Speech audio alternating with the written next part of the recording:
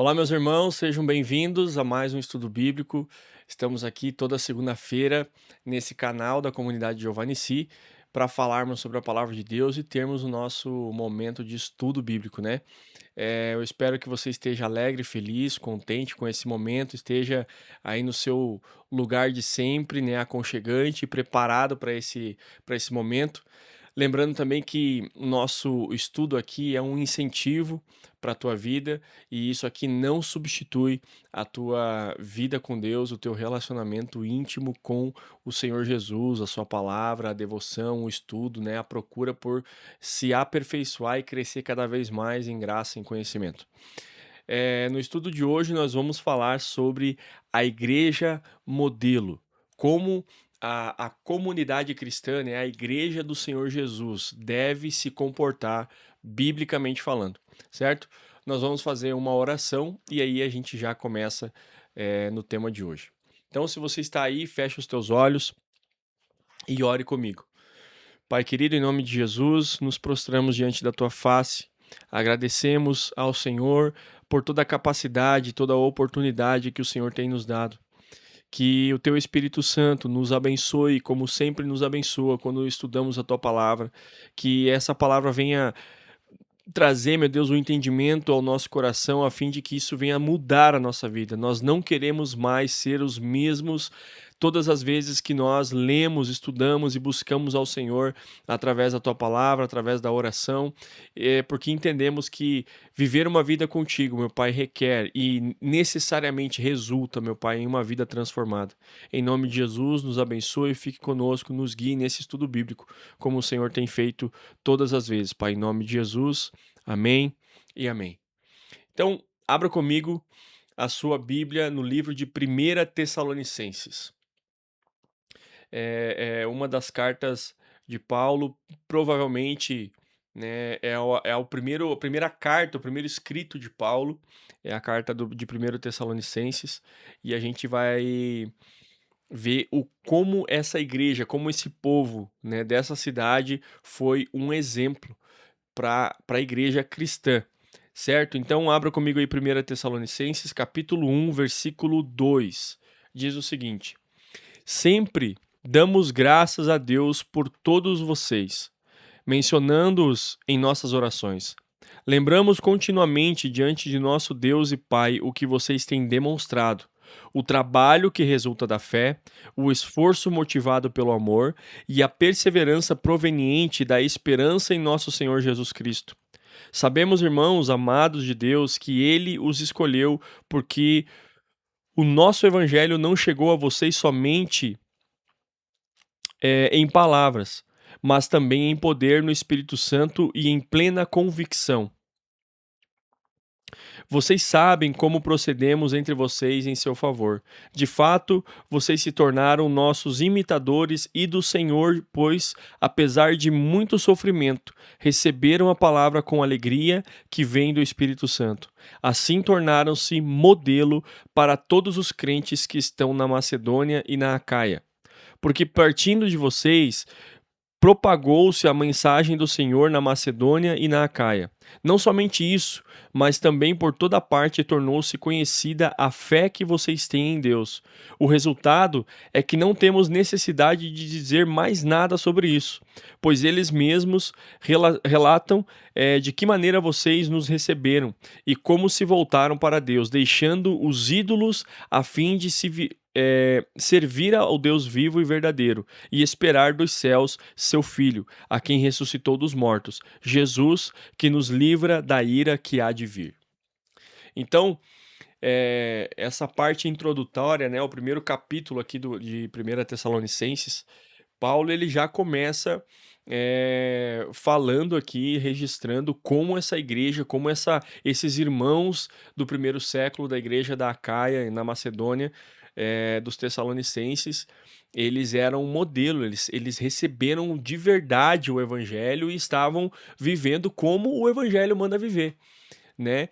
Então, e a gente espera, e eu tenho certeza que a palavra de Deus, através do Espírito Santo, vai nos trazer algumas respostas a respeito de como a igreja tem vivido nos dias de hoje e, né, responder algumas questões que vão nos tornar uma igreja mais parecida com o modelo de Cristo. Então, irmãos, eh, há uma onda, né, de principalmente na Europa, nos países aonde o ateísmo é mais forte, de igrejas que foram, né, há um tempo atrás e ainda algumas nos dias de hoje, estão sendo vendidas para se tornarem outra coisa, mercado, museu, algo somente para visitação, para conhecimento, para, sabe, um ponto turístico. E em contrapartida, no Brasil, isso é o contrário, é totalmente o oposto. As igrejas têm cada vez aumentado em números, tanto em números de denominações, quanto em pessoas, né, que frequentam esses lugares, que frequentam as igrejas, e a gente vê um aumento, né, falar muito sobre o aumento dos evangélicos, o aumento dos cristãos e tudo mais. Só que a gente sabe muito bem que esse aumento, né, de igrejas e cristãos, entre aspas, quando eu digo, quando eu falei agora de cristãos, eu me refiro à estatística do IBGE, né, desses órgãos de coleta de dados, que a gente sabe que a realidade é outra, né, se tem tantos aquele velho entendimento e correto entendimento de que se há tantos cristãos assim, a sociedade, a comunidade, né, o país deveria ser bem diferente do que ele está hoje. Então, o intuito de hoje é responder algumas perguntas a respeito disso. Eu vou ler algumas que eu tenho, grifadas aqui no meu esboço, que é o seguinte: o que envolve a vida da comunidade, né? Se eu digo que eu participo de uma comunidade de fé cristã evangélica, o que envolve essa comunidade, né? Quando eu falo nisso, ela abrange até aonde? Qual deve ser realmente o seu testemunho? Como ela deve se portar? Como ela deve, se mostrar na sociedade, né? A ética, como deve ser dessa igreja? Como ela se comporta eticamente falando? E existe uma diferença entre uma comunidade de fé e uma qualquer outro tipo de comunidade?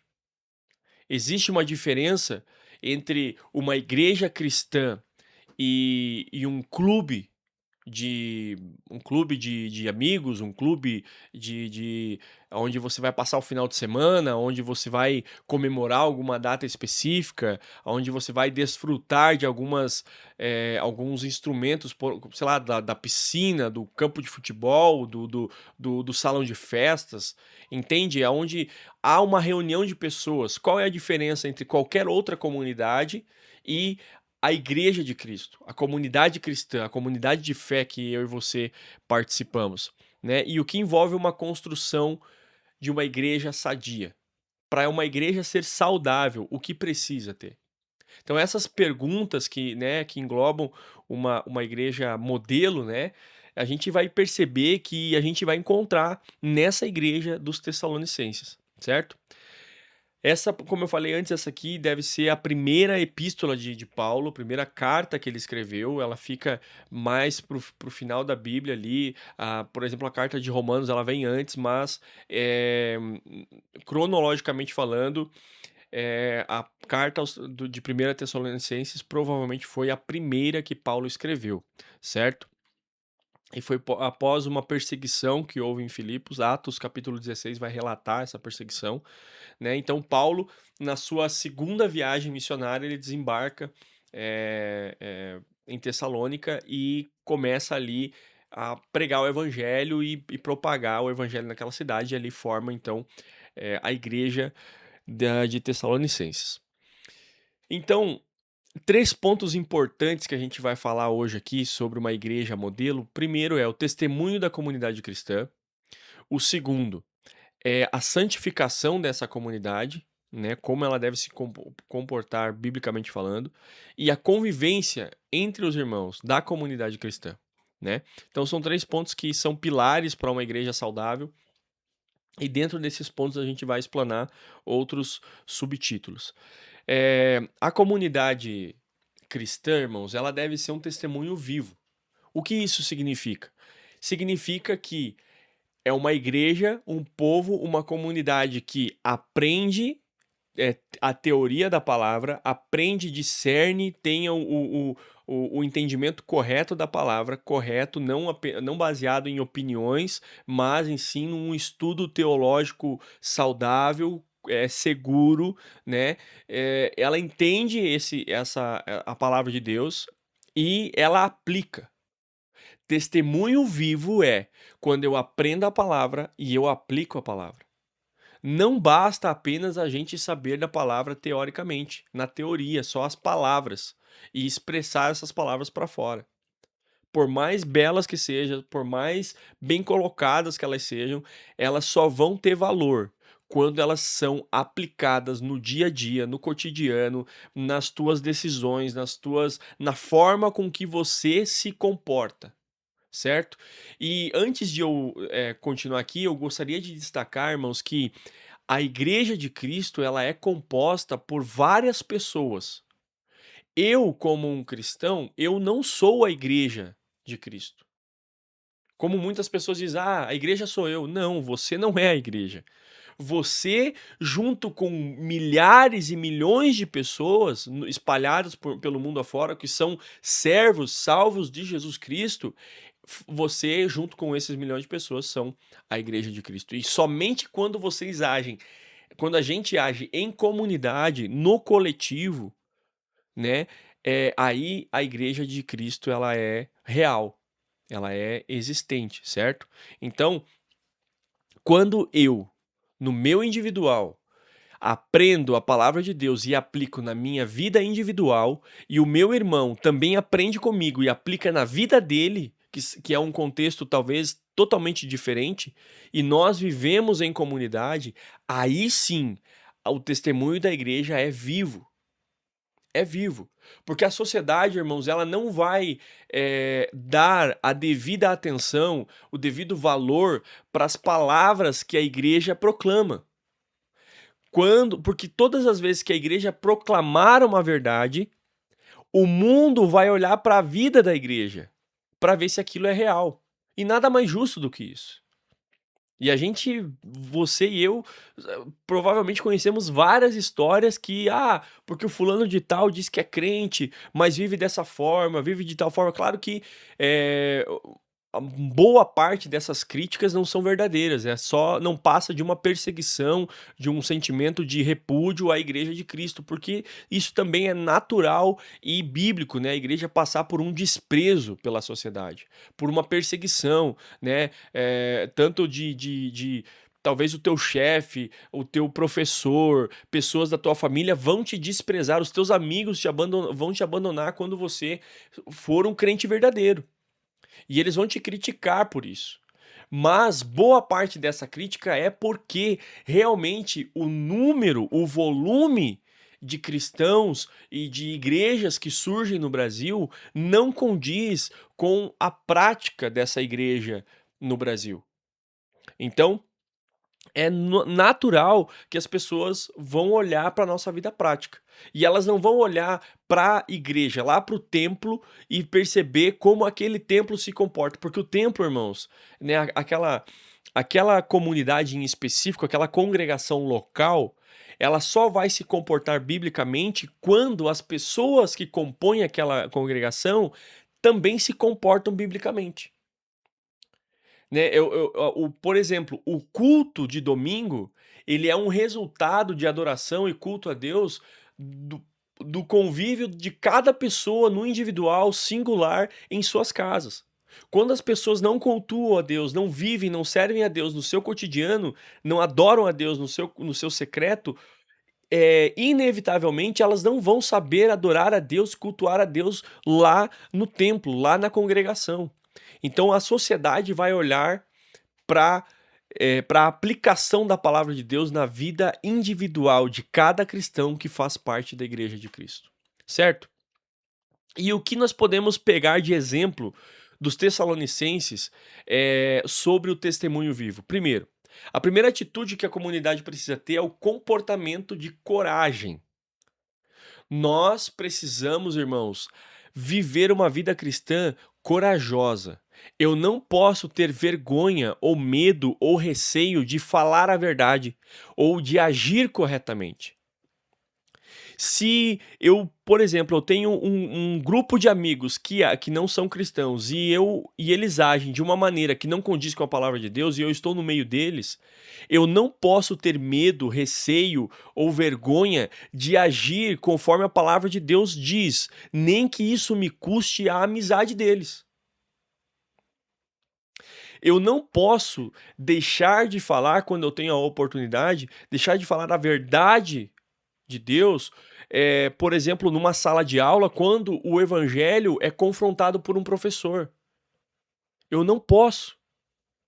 É claro que eu penso que deve ser avaliado caso a caso, se aquilo vale a pena, se você simplesmente não vai estar dando pérolas aos porcos, mas na maioria dos casos, irmãos, quando um professor, eu estou dando um exemplo, tá? Isso se aplica a várias categorias, a várias áreas, esferas da sociedade. É quando um professor critica o evangelho dentro de uma sala de aula, ele está influenciando várias outras pessoas. E se você é um cristão verdadeiro e está dentro daquela sala de aula, é teu dever falar corajosamente sobre o evangelho e a verdade de Cristo e defender a sua fé. Então, uma das coisas que fazem parte do testemunho vivo de uma igreja saudável é viver com coragem. Coragem, você não pode ter medo ou qualquer tipo de receio de falar a verdade ou de agir corretamente segundo a palavra de Deus. Coragem é um ponto crucial de uma igreja viva, certo? Segundo, a comunidade cristã deve ter um compromisso com a palavra de Deus. O comportamento da igreja saudável, ela é comprometida integralmente com a palavra de Deus. Senão nós não temos nenhum norte. Como nós devemos nos comportar? A gente deve ser honesta, a gente deve ser organizada, a gente deve ser esteticamente bonita. Irmãos, essas coisas externas não comprovam e não dão resultado eterno. Mas o que dá um resultado eterno, bíblico, saudável, espiritual, que agrada ao Senhor, é o comprometimento com a palavra, o compromisso com a palavra de Deus. Nós vamos agir conforme a palavra de Deus diz, não conforme a nossa escolha, não conforme os nossos gostos, não conforme o que é melhor dentro daquele cenário ou daquela circunstância. Entende? Então, o compromisso com a palavra de Deus é fundamento de uma igreja viva e eficaz. Terceira atitude, não abusar da sua autoridade na comunidade, na sociedade em si. Infelizmente, tem um livro que eu vou indicar para vocês que é o livro dos Mártires. Esse livro ele conta a história da igreja, né? Como a igreja ao longo, e aí a gente vai ver várias realidades, né, da igreja, como ela se comportou quando ela abusou da sua autoridade. E irmãos, é devastador quando uma igreja ela abusa da sua autoridade, ela se diz superior a Deus. Nós devemos lembrar, e, ou melhor, nós devemos nunca nos esquecer de que Cristo é o cabeça da igreja. A igreja não é independente, a igreja é subordinada a Jesus Cristo e conforme Jesus Cristo agiu, a igreja deve imitá-lo. Entende? Então, quando a igreja acha que ela é superior às coisas, isso se aplica, irmãos. Hoje em dia, como a igreja ela não é uma, uma autoridade, né, governamental como era no passado, a igreja ela não deve abusar da sua autoridade no convívio com outras pessoas, no desprezo das outras pessoas, né, achar que ela é mais importante institucionalmente do que outros órgãos, do que outras ferramentas da sociedade que ajudam, né, no convívio daquele bairro, daquela cidade, daquela sociedade em si. Então, abusar da autoridade significa isso, hoje, nos dias de hoje, entende? Então, isso também causa muitos danos. Quando a igreja se acha superior e ela abusa da sua autoridade, irmãos, É devastador o dano que ela causa na sociedade. E por isso que ela mancha nos dias de hoje, o nome de Cristo na na sociedade, né, no mundo em que a gente vive. Por exemplo, tem muitas igrejas que se você não é um uma igreja ou você não é um membro, por exemplo, que é assíduo 100%, você falta um culto, você já é demonizado. Você não deu o teu dízimo por algum motivo, você não tem um entendimento correto e você veio por algum imprevisto. Você dá a entender àquela igreja que você não contribui financeiramente, você é demonizado. E para quem acompanha esse canal, vai entender que a gente é totalmente, a favor e traz o entendimento correto do que é contribuir financeiramente para uma igreja. Isso é fundamental e você como cristão, bíblico, você deve, né, você deve voluntariamente, né, um entendimento espiritual. Se você realmente é um crente verdadeiro, você vai entender que é teu dever contribuir com as tuas finanças, obviamente, se você pode, com a igreja de Cristo. E você vai entender que você pode. Certo? Então a igreja não pode ser uma abusadora, não deve ser uma instituição que impõe a sua autoridade, porque senão ela vai causar muitos danos. A quarta atitude é colocar o dinheiro como motivação para a missão. Isso aqui até se enquadra na terceira atitude aqui, né? A gente sabe que hoje a igreja no Brasil ela tem caminhado para um comportamento de. É quase que a igreja só serve para abençoar os empresários ou as pessoas que querem ganhar, aumentar o seu volume financeiro, aumentar a sua capacidade financeira, né? A prosperidade pregada por diversas igrejas hoje no Brasil, ela se resume em ter mais dinheiro, certo? E o evangelho está longe de ser apenas isso. Isso aí é o mínimo do mínimo do mínimo do mínimo que em alguns casos ou em vários casos eh, isso nem chega a acontecer, mas isso não quer dizer que a igreja não seja saudável. Entende? Então, a igreja no Brasil tem pecado bastante. A teologia da prosperidade, a teologia coach tem pregado que um cristão verdadeiro é aquele cristão que fica rico ou que aumenta o seu capital financeiro. Então, isso está dentro do abuso de autoridade da igreja, certo? Isso se enquadra também.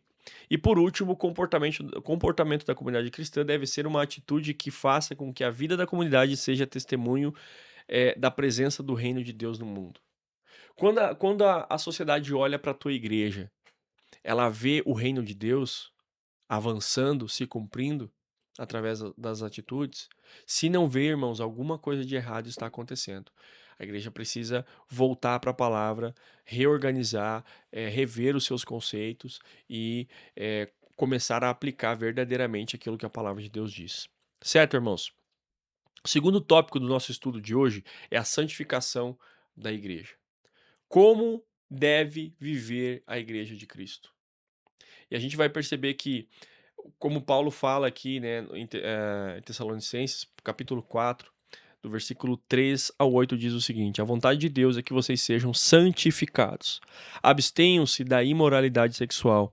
Cada um saiba controlar o seu próprio corpo de maneira santa e honrosa, não dominado pela paixão de desejos desenfreados, como os pagãos que desconhecem a Deus. Neste assunto, ninguém prejudique seu irmão, nem dele se aproveite. O Senhor castigará todas essas práticas, como já lhes dissemos e asseguramos, porque Deus não nos chamou para a impureza, mas para a santidade. Portanto, aquele que rejeita essas coisas não está rejeitando o homem, mas a Deus que lhes dá o Espírito Santo. Então, tem a ver, irmãos, a santificação dessa comunidade de fé, ela tem a ver com o respeito, primeiro, com o próprio corpo. Né, se abster, fugir da imoralidade sexual. E aqui, quando diz que se aproveitam, né, ninguém prejudique seu irmão, nem dele se aproveite. Tem muitos irmãos ou irmãs que olham para a pessoa que ela está interessada, e ela sabe que aquela pessoa é frágil emocionalmente, é uma pessoa muitas vezes nova na fé, é uma pessoa que não tem o conhecimento, aprofundado da palavra, não sabe muitas vezes se defender, biblicamente falando, e essa pessoa vai lá e se aproveita dela para suprir os seus interesses, fala que vai é um namoro evangelístico, fala que vai é somente um amigo, mas começa a se envolver, começa a provocar sentimentos naquelas pessoas, isso é se aproveitar. E aí a gente vai também para muitos líderes religiosos que se aproveitam de viúvas, de mulheres indefesas, mulheres que estão ali, muitas vezes fragilizadas no seu casamento, fragilizadas, em sua vida pregressa. Então, a imoralidade sexual, né, a santificação, o respeito pelo corpo físico, no sentido sexual, é crucial para a santificação da igreja. Isso deve ser assim, um decreto absoluto dentro de uma igreja saudável, irmãos. Ela deve ser respeitosa com todos os irmãos e pessoas, não só dentro da igreja, mas também fora da igreja, com pessoas que não são cristãs, no seu trabalho, na sua faculdade, em todo local que você convive, você deve respeitar aquela pessoa, sexualmente falando. Certo? Segunda área da santificação da comunidade cristã é com a prática do amor entre os irmãos. A gente leu aqui, né, no capítulo 1, deixa eu achar aqui o versículo. Deixa eu achar aqui.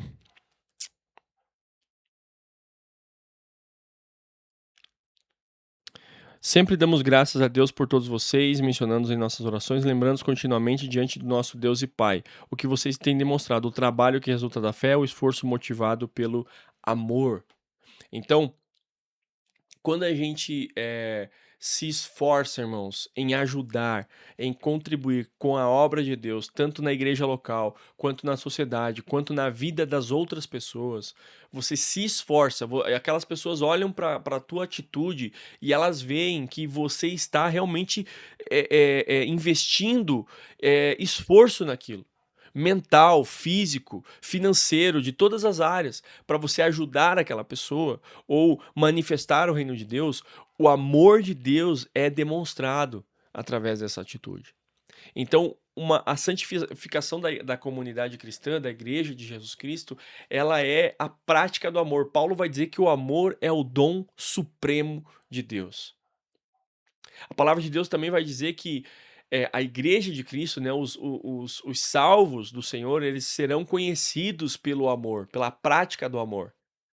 Entende? E amor, ele envolve várias atitudes, vários comportamentos, ele não se resume em reciprocidade de sentimentos, mas muitas vezes ele se resume em você exortar um irmão, nem que isso custe muitas vezes aquele irmão não goste, mas por você amar aquele irmão, você fala a verdade, você exorta, você ajuda, você se coloca, não somente exorta, mas você se coloca à disposição para caminhar com ele, para consertar aquele momento. Sabe? Você se esforça para ajudar aquela pessoa independente da situação que ela está vivendo. Então, uma igreja cristã que é santificada, ela demonstra o amor de Deus. E a última área da santificação é através do trabalho. Irmãos, eu venho de um histórico e provavelmente a maioria de vocês que vão acompanhar essa live, vocês conhecem, vocês participaram, conheceram muitas pessoas, muitos pastores, muitos líderes religiosos que viraram preguiçosos depois que se converteram. Porque a pessoa verdadeiramente convertida não condiz com uma pessoa preguiçosa. Ela pode até, isso pode ser até um espinho na carne dela, pode ser um pecado que ela luta contra. Mas você vai ver que ela não é uma pessoa que se deixa levar, é uma pessoa preguiçosa. Então, o trabalho da igreja, irmãos, quantas pessoas, quantos relatos você ouviu de que, o fulano de tal diz que é crente, mas não faz nada, fica só o dia inteiro em casa sem fazer nada, fica atrás de doação, fica atrás de pedir coisas. Irmãos, o cristão verdadeiro, ele trabalha e trabalha, irmãos. Sabe, ele não tem preguiça, ele acorda cedo, se preciso for, ele trabalha o dia inteiro, trabalha até tarde, ele faz as coisas acontecerem. Ele não tem tempo ruim. entende? Então, através o desenvolvimento, socioeconômico da sociedade, através das mãos dos cristãos que trabalham verdadeiramente, irmãos, isso é a demonstração de uma igreja santa. Quando nós cristãos trabalhamos verdadeiramente, honramos os nossos chefes na nossa empresa, né, a gente faz o nosso melhor, porque a gente trabalha não para o homem, mas para Deus. Quando a gente usa as nossas capacidades físicas e intelectuais em prol do desenvolvimento socioeconômico da sociedade, isso demonstra uma igreja santa. Quando o mundo lá fora olha para uma igreja que trabalha, que dá bom testemunho em seu trabalho em todas as esferas, sendo um trabalho digno, né, um trabalho legítimo, esse mundo vai ver que ali há uma igreja santa. E uma igreja santa, irmãos, causa muito impacto na sociedade, certo? E por último, irmãos, o último tópico é a convivência da comunidade. Uma das orientações é respeitar a liderança dessa comunidade.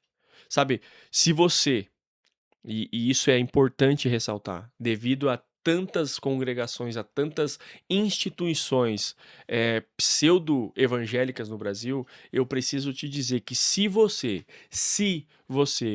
congrega numa igreja saudável, aonde o teu pastor, o teu líder é um homem de Deus, né, e ele demonstra isso através do que a Bíblia diz, você deve respeitá-lo,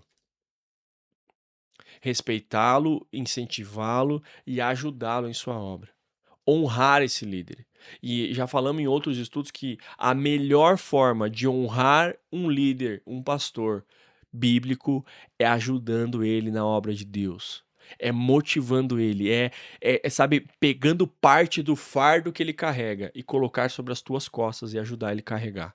É a melhor forma de honrar esse líder, ajudando ele na obra de Deus. Segundo, auxiliar os irmãos que estão em dificuldade. Você sabe de quantos irmãos que convivem e que congregam na mesma comunidade de fé que você, e você tem ajudado, você tem olhado para a dificuldade daquele irmão e tem se colocado à disposição para ajudar ele naquela dificuldade? Sabe, muitas vezes, irmãos, tem irmãos na fé que a gente vai precisar carregar. Vai precisar, a cada pouco tempo, a cada poucos dias, levar um leitinho espiritual, que é como Paulo fala, porque eles não estão preparados para se alimentar verdadeiramente daquilo que a palavra diz. E você deve caminhar com ele, discipular ele, ajudar ele, instruir ele biblicamente. Isso é se importar com os teus irmãos. Isso é convívio saudável da comunidade, certo? A outra orientação é desenvolver uma vida em clima de alegria, oração, gratidão, sem murmurar, com fé e aceitando o desafio da gratidão.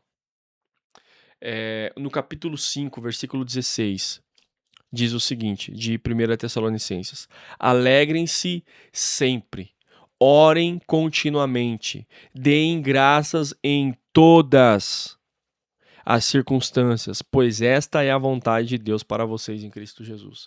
Eu vou ler novamente. Alegrem-se sempre. Sabe o que significa alegrem-se sempre, irmãos? É sempre, 24 horas, em qualquer situação, em qualquer fase da vida, em qualquer estação que você esteja passando. Alegre-se. Orem continuamente, deem graças em todas as circunstâncias, pois esta é a vontade de Deus para vocês. Então, esse é o clima de uma igreja saudável. Esse é o clima. A vida do irmão, daquele homem de fé, daquela mulher de fé, pode estar, assim, passando por um vale perverso, por uma situação complicadíssima, mas você olha para aquela filha do Senhor, para aquele filho de Deus, e você vê no semblante que ela carrega o Espírito Santo. Você vê alegria, você vê satisfação em Deus, você vê gratidão por aquilo, você vê uma pessoa que está passando por dificuldade, mas que a sua fé está intacta, fervorosa. Ela não dá desculpas para servir a Deus, ela não dá desculpas para continuar avançando na caminhada com Cristo. Então, esse é o clima de uma comunidade de fé saudável. E por último, A convivência da comunidade cristã alerta para a necessidade dos cristãos se desenvolverem no discernimento do espírito crítico. Capítulo 5, versículo 19, e a gente vai encerrar com essa passagem. Não apaguem o espírito. Irmãos, o vídeo está se encerrando, a live vai se encerrar daqui a pouco, e eu preciso que você preste atenção nisso. 1 Tessalonicenses, capítulo 5, versículo 19, diz o seguinte: Não apaguem o espírito, não tratem com desprezo as profecias, mas ponham à prova todas as coisas e fiquem com o que é bom. Afastem-se de toda forma de mal.